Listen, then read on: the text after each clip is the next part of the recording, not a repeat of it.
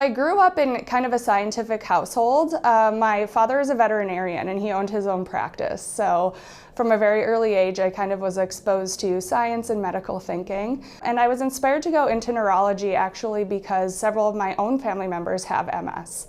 So I saw how their MS journey was and what things could be improved upon, and that really spurred my interest in becoming a neuroimmunologist.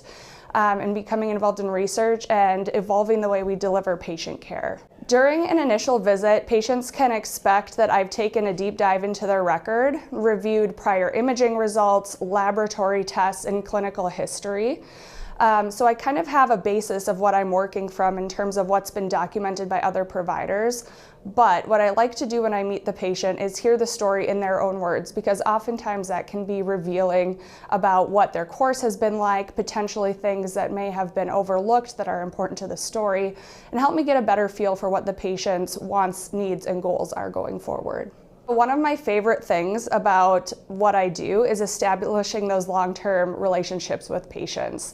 Oftentimes I'm seeing them from the time of initial symptom onset and diagnosis through as long as myself or the patient are around. So it's really fun to get to know their lives, again, know what they're up to, know their families, and see how their journey evolves over time. Forming that relationship and getting to know kind of where they want to go in life and what things are most important to them really kind of help mold how we approach the care to their disease.